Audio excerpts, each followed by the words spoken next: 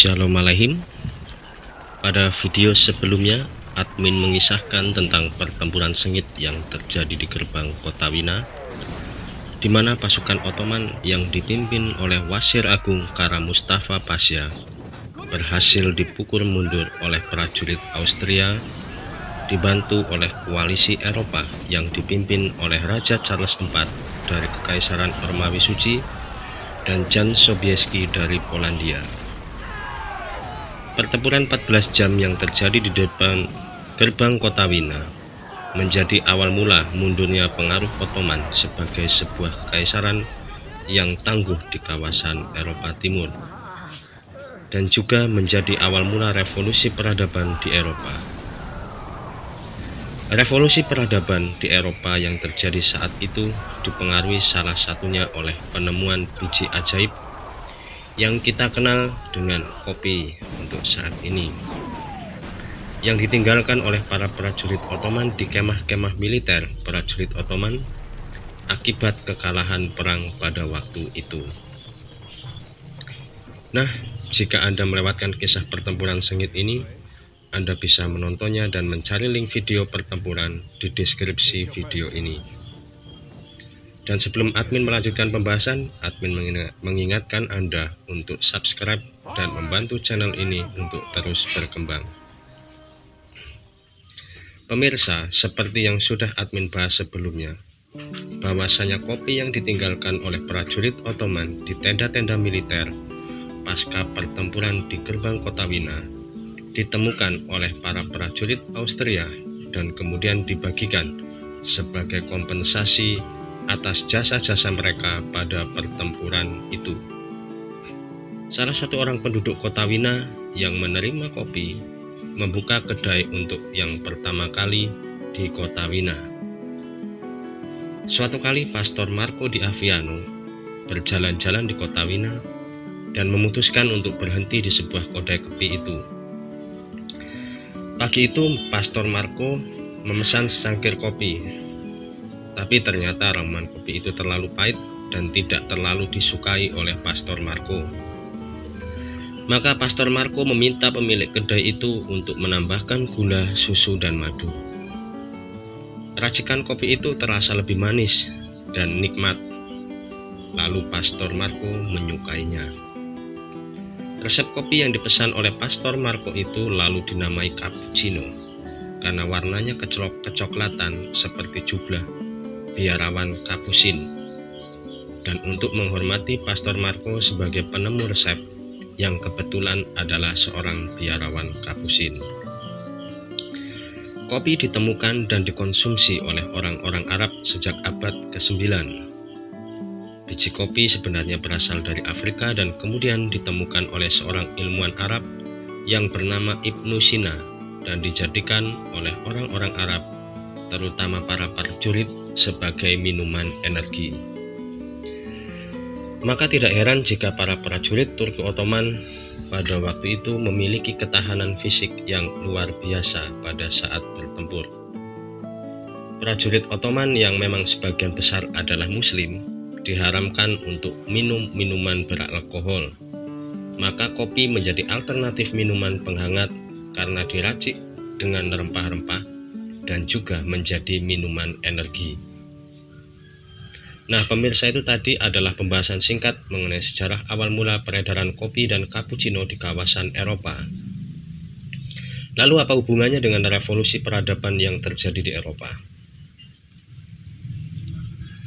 Pemirsa, kemunculan kopi di Eropa membuka babak baru dalam komunitas masyarakat Eropa, di mana mulai muncul kedai-kedai kopi di Austria, Italia, Prancis, dan beberapa negara yang lain.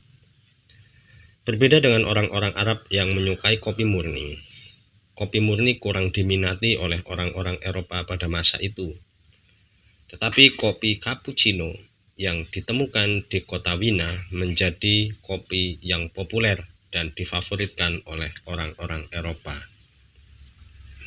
Kedai kopi yang ada di Eropa ini dijadikan tempat bagi orang-orang untuk berkumpul dan membahas banyak hal yang terjadi di sekitar mereka. Pada abad ke-16, ketika kekhalifahan Utsmaniyah berhasil menaklukkan Konstantinopel, banyak orang-orang dari Konstantinopel atau sekarang Turki bermigrasi dari Konstantinopel menuju Italia. Orang-orang Konstantinopel yang terbiasa hidup dalam dunia demokrasi sejak zaman Yunani kuno mempengaruhi kebudayaan orang-orang Italia pada waktu itu. Maka seringkali ada perdebatan ilmiah maupun masalah kehidupan sosial pada waktu itu di cafe house atau warung kopi. Pada tahun 1450, Johannes Gutenberg menemukan mesin percetakan. Gutenberg sebenarnya adalah seorang pandai besi yang juga bekerja sebagai pembuat mesin pres anggur. Setelah ditemukannya mesin percetakan, seseorang lebih mudah dalam mencetak buku. Hal ini mempermudah seorang cendekiawan untuk menerbitkan karya-karya teoritis dan hipotisisnya. Slogan zaman Aufklärung berasal dari kata Immanuel Kant, yaitu sapere aude, yang artinya beranilah berpikir sendiri. Menjadi trigger bagi para cendekiawan pada waktu itu untuk berani berpikir secara bebas tanpa terikat dogma-dogma agama dan sosial. Sayangnya slogan sapere aude tidak cocok untuk universitas pada saat itu yang cenderung kaku dan sangat protokoler. Maka para cendekiawan menjadikan coffee house atau coffee shop sebagai tempat yang cocok untuk berdiskusi dan berkorespondensi. Warung kopi pada waktu itu tidak hanya dikunjungi oleh para cendekiawan, tetapi semua orang berkumpul di situ, termasuk orang-orang awam yang sebelumnya tidak pernah mengenyam pendidikan, menjadi tersulut untuk ambil bagian dalam diskusi-diskusi sosial politik, ilmu alam, dan juga humaniora yang kala itu telah berkembang.